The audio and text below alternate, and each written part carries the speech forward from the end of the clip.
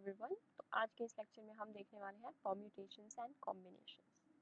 पर इन दो टर्म्स को समझने से पहले हम इसके कुछ एग्जांपल्स हैं जिन्हें समझना ज़रूरी है कि ये टर्मिनोलॉजीज़ जो यूज़ की जा रही हैं परम्यूटेशंस एंड कॉम्बिनेशंस, ये टर्मिनोलॉजीज़ आई कहाँ से।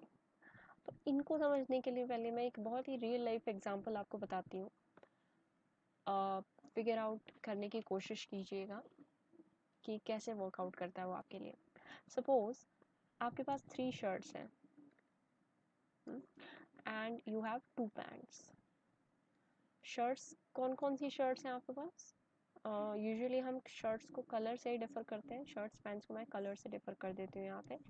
तो शर्ट्स हैं, let's say red shirt, the green shirt and you have the pink shirt and you have 2 pants like white pant and a black pant. Now what is the problem? The problem says that you have to find the total number of ways so that you can wear the combination of shirt and pants so that ये combination ज़्यादा से ज़्यादा चले। मतलब कहने का मतलब क्या है कि आपको ऐसे कॉम्बिनेशंस चाहिए, maximum number of different combinations आप शर्ट पैंट से कितने बना सकते हैं वो चाहिए। मान लीजिए आप किसी ऑफिस में जाते हैं, आप चाहते हैं कि हफ्ते भर तक आपका ये जो जोड़ी है वो रिपीट ना हो, 6 दिन तक या 5 दिन तक आप डिफरेंट कॉम्बिनेशंस पहने ताकि आप अलग दिखें, ये ना लगे कि आप बार बार कपड़े रिपीट कर रहे हैं, राइट। तो शर्ट पैंट की जोड़ी के कितने अलग अलग कॉम्बिनेशंस आप बना सकते हैं, ये है आपकी problem. Shirts are 3, pants are 2। So let's say अगर रेड शर्ट कोई पहन रहा है तो उसके पास क्या ऑप्शन है पैंट पहनने के? Obviously he can wear a white pant और a black pant. Similarly, if you are wearing the green pant, you have 2 options. The the green shirt. With the green shirt, you have 2 options: the white pant and the black pant. And similarly, for the pink shirt, you also have these 2 options, right? So in this case, कितने जोड़े बने? The RW. I'm writing them in the form of tuples so that they are easy to understand. ठीक है, तो पहला tuple बन जाएगा RW, दूसरा बन जाएगा रेड और ब्लैक का RB। ठीक है, इस केस में भी 2 बने हैं। क्या बना है? पहले से बना है GW and the second one is GB, right. इस केस में भी 2 बने हैं। पिंक को वाइट के साथ पहना जा सकता है और पिंक को ब्लैक के साथ। So how many are these? हमें काउंट करने कितने नंबर ऑफ कॉम्बिनेशंस बने हमारे पास। These are the combinations, but we have to find the number of combinations. So the number of combinations are 2 in this case, and in this case also 2, in this case also 2. So there are in total 6 combinations, right? So these are the 6 combinations. But is there any formula or something like that to figure out this, the number of combinations? अभी तो हमारे पास यहाँ 3 shirts थी, 2 pants थी, it was easy to figure out कि कैसे हम total number of arrangements या टोटल नंबर ऑफ कॉम्बिनेशंस निकालेंगे। या क्या इसका कोई फॉर्मूला है? उसको देखने से पहले हम 2-3 एग्जांपल्स देख के अपना बेस स्ट्रॉन्ग बनाएंगे, राइट। वैसे मैंने यहाँ पे क्या किया है, फर्स्ट केस में देखिए, मैं ऊपर ले जाती हूँ। फर्स्ट केस में देयर आर 2 कॉम्बिनेशंस। इस शर्ट के साथ भी देयर आर 2 कॉम्बिनेशंस, इस शर्ट के साथ भी देयर आर 2 कॉम्बिनेशंस। सो मैंने क्या किया है, मैंने किया है 2 + 2 + 2 = 6। इस तरीके से अपना आंसर निकालना है। तो अगर कोई कहता है कि वो पैंट पहले सेलेक्ट करता है, यानी ब्लैक पैंट सेलेक्ट करी उसने और दूसरे केस में वाइट पैंट, तो ब्लैक पैंट के केस में उसके पास शर्ट में कितनी चॉइसेस हैं? Very easy to guess, red, green and the third one was pink. Similarly here, red, green and pink. तो क्या इस तरीके से करने में क्वेश्चन में आंसर डिफरेंट आने वाला है? Nothing different. यू सी कि यहाँ पे मैं अगर कॉम्बिनेशन बनाऊंगी तो बी आर इस तरीके से, पहले वो बना था आर बी, अब मैंने बी आर लिख दिया, नो मैटर। अब देखो रेड शर्ट के साथ ब्लैक पैंट पहनना या ब्लैक पैंट के साथ रेड शर्ट पहनना, बात तो एक ही है ना। अब पैंट को आप ऊपर तो पहन नहीं लोगे, रेड शर्ट को नीचे तो पहन नहीं लोगे, तो पहले और बाद में लिखने से कोई फ़र्क नहीं पड़ता। Order does not matter, just आप टपल की एंट्रीज पे ध्यान दीजिए। टपल में मैं इसलिए रिप्रेजेंट कर रही हूँ ताकि आपको समझने में आसानी होगी what are the different combinations. कई बार स्टूडेंट्स कंफ्यूज हो जाते हैं कि डिफरेंट कॉम्बिनेशंस क्या क्या बन रहे हैं, इसलिए मैं उनको अलग से आइडेंटिफाई करके आपके लिए लिख रही हूँ। So B P, in this case they are WR, WG and WP. So these are in total, let me just take another pen. In this case there are 3 and in this case there are also 3. So total number of combinations 6. ऊपर कितने आए थे? ऊपर भी 6 आए थे, यहाँ भी 6 आ रहे हैं, पर यहाँ कैसे आ रहे हैं? 3 + 3 = 6 करके। यहाँ पे अगर इन शॉर्ट में लिखना चाहूँ, I am so sorry for this, अगर इन शॉर्ट में लिखना चाहूँ कि किसी ने पैंट्स पहले सेलेक्ट कर लिया और फिर उस हिसाब से शर्ट सेलेक्ट किए, तो in this case your answer is 3 + 3 = 6. So in both cases the answer is 6, but हमारा निकालने का तरीका अलग हो गया, राइट। बट अब थोड़ा सा लॉजिकली सोचते हैं कि हम एक्चुअली कर क्या रहे हैं। तो ये था case 1 and this is your case 2, right? Case 1 में हमने क्या किया, 2 को 3 टाइम्स ऐड किया। Can I write this as 2 × 3 = 6, right? इस केस में can I write this as 3 × 2 = 6? आपको थोड़ा सा आइडिया लग गया होगा कि हम एक्चुअली कर क्या रहे हैं।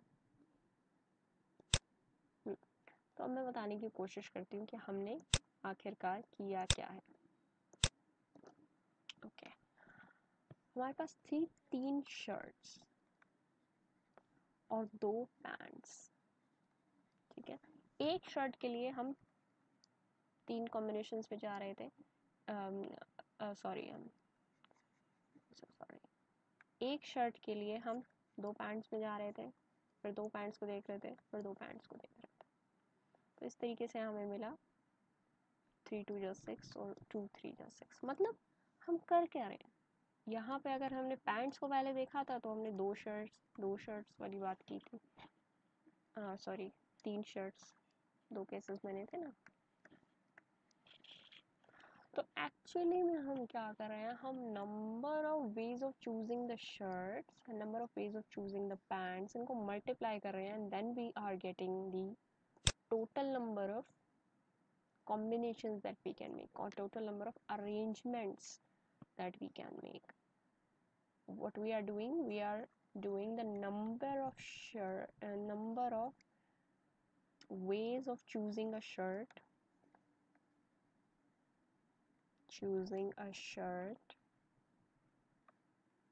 times the number of ways of choosing a pant is equal to total number of arrangements, arrangements या जो भी आपके combinations निकल के आएंगे, ठीक है। This is what we are doing.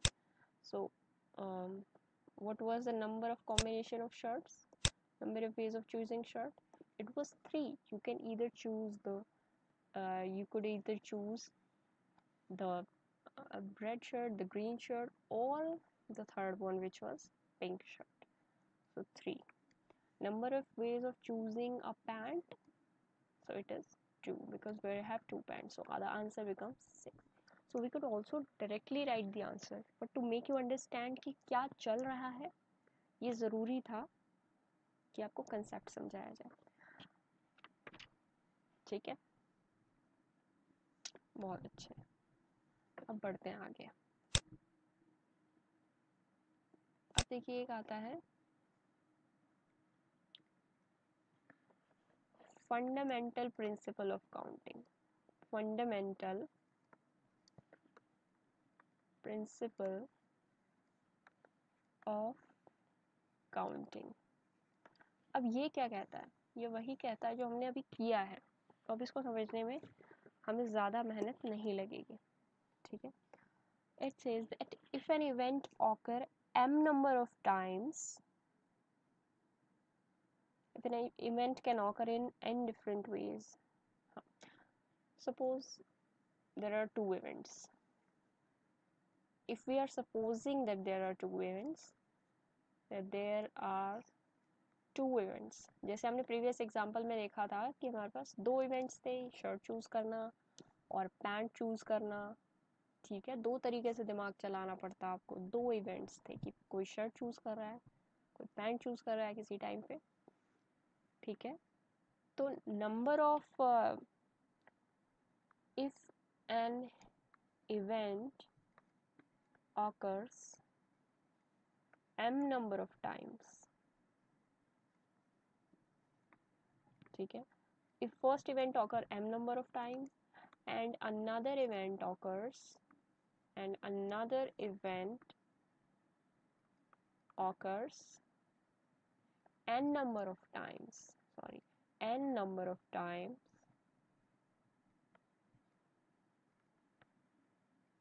then total number of occurrence of the events, then total number of occurrence of the events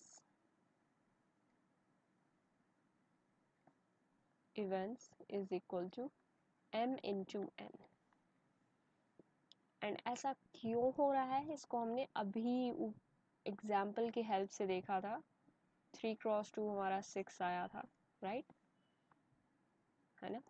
तो इसको जस्टिफाई करने के लिए हम एक और एग्जाम्पल देखते हैं. लेट्स सपोज कि आपने कोई लॉक लगाया हुआ है अपने घर की तिजोरी में, और वो ज़्यादा सेफ लॉक नहीं है क्योंकि 2 ही नंबर का लॉक आपने लगाया हुआ है, ठीक है. अब आप क्या करते हैं, आपके घर में कोई चोर आता है, ठीक है. आपके घर में आता है एक चोर. अब उस चोर को करना है गैस आपका पासवर्ड आप, और वो रिज़ल्ट क्या होगा कि वो आपकी तिजोरी से सामान निकाल के आपका पासवर्ड गैस करके तिजोरी से सारे गहने और सब कुछ निकाल के ले जाएगा, क्योंकि आपका पासवर्ड है इतना कमज़ोर. आपको दिख रहा होगा कि जितना लंबा पासवर्ड होगा उतना ज़्यादा सेफ होगा. तो अब इस चोर का दिमाग ठनका और उसने कहा कि चलो कोई नहीं, 10-15 मिनट लगते हैं, 20 मिनट लगते हैं, 1 घंटा लगता है, मैं सारे कॉम्बिनेशंस ट्राई करके देखता हूँ और इनके घर पे घात लगाता हूँ, इनकी तिजोरी से सारा सामान लेके चला जाता हूँ. रात का टाइम है, सब लोग सो रहे हैं. तो चोर अगर स्टार्ट करेगा तो वो सोचता है चलो 0-0 से स्टार्ट करते हैं, शायद कुछ ऐसा निकल आए. मान लो आपने रखा हुआ है इसका 98 है आपका पासवर्ड, ठीक है. तो उसको पहुंचना होगा, तो किधर 01 ट्राई किया, 02 ट्राई किया, मतलब 0 के साथ आपने सारे कॉम्बिनेशन ट्राई कर लिए 09 तक. फिर 1 के साथ आपने ट्राई करा 10 11 12, चोर कर रहा है, ट्राई 19 तक कर लिया, ठीक है. फिर 20 21 22 ऐसे ऐसे करते करते 29 तक उसने कर लिया, ठीक है. 30 31 32 39 तक कर लिया. ये मैं आपको सिर्फ समझाने के लिए इस ऑर्डर में लिख रही हूँ. चोर ज़रूरी नहीं कि इस ऑर्डर में चले, वो किसी भी ऑर्डर में कर सकता है, ठीक है.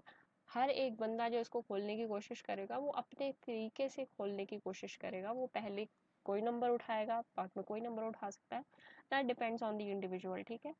तो इसको मत सोचिए कि वो इसी ऑर्डर में चल रहा है, वो किसी भी ऑर्डर में चल सकता है और उसको पहुंचना है 98 तक.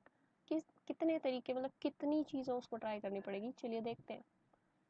सो 3 के लिए करेगा, 4 के लिए करेगा, यहाँ 4 के लिए करेगा, ठीक है, यहाँ 5 के लिए करेगा, 6 के लिए करेगा, 7 के लिए करेगा, 8 के लिए करेगा. अब जब 9 पे बारी आए, 90 91 92 93 94 99, ठीक है. अब वो ऑर्डरली चल रहा होता तो उसको 99 तक जाने की ज़रूरत थी ही नहीं थी ना, ये 98 पर आते ही उसका लॉक खुल जाता, लेकिन हमें नहीं पता वो किस ऑर्डर में चल रहा है। तो द क्वेश्चन इज कि मान लो अगर वो मैक्सिमम नंबर ऑफ ट्राइज उसको कितने देने पड़ेंगे, maximum number of tries to reach to its goal. देखो फर्स्ट पोजीशन पे 0 से 10 के बीच में, आप यहाँ से भी अंदाज़ा लगा पा रहे होगे, मैं आपको बॉक्सेस की हेल्प से बताती हूँ। फर्स्ट पोजीशन पे यहाँ पे 10 चॉइसेस हैं आपके पास और यहाँ पे भी 10 चॉइसेस हैं, ठीक है।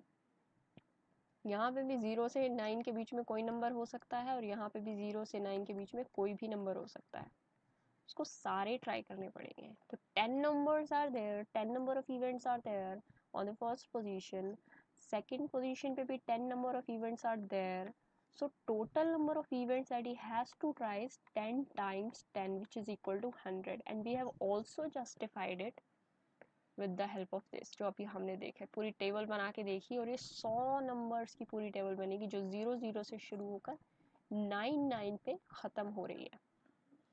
आप खुद भी इस टेबल को बना के ट्राई कीजिए, आपको और ज़्यादा क्लैरिटी मिलेगी। मतलब उसको 100 कॉम्बिनेशंस बना के देखने पड़ेंगे, मैक्सिमम टू मैक्सिमम। हो सकता है चौथे पांचवें में ट्राई में निकल आए, ये सिर्फ किस्मत की बात है कि, लेकिन मैक्सिमम उसको ट्राइज 100 देने पड़ेंगे। मान लो वो लास्ट में पहुंचता है अपने गोल पर तो उसको मैक्सिमम 100 ट्राइज देने पड़ेंगे। हो सकता है वो चौथे पाँचवें 40वें 50वें किसी भी ट्राई में पहुंच सकता है अपने गोल पे, अपने 98 पे जिस पे उसको पहुंचना है, क्योंकि हमें नहीं पता वो किस ऑर्डर में कर रहा है, राइट। ओके, तो यहाँ पे निकल आता है टोटल नंबर ऑफ ट्राइज जो उसको देने पड़ेंगे। Okay, well and good. अगर आपको समझ में आ गया हो तो this is fundamental principle of counting. Now permutations क्या होता है? परम्यूटेशंस है, परम्यूटेशंस की क्या डेफिनेशंस है? तो बस आज के लिए इतना ही, फिर कल हम देखेंगे परम्यूटेशंस एंड कॉम्बिनेशंस। ठीक है, थैंक यू सो मच।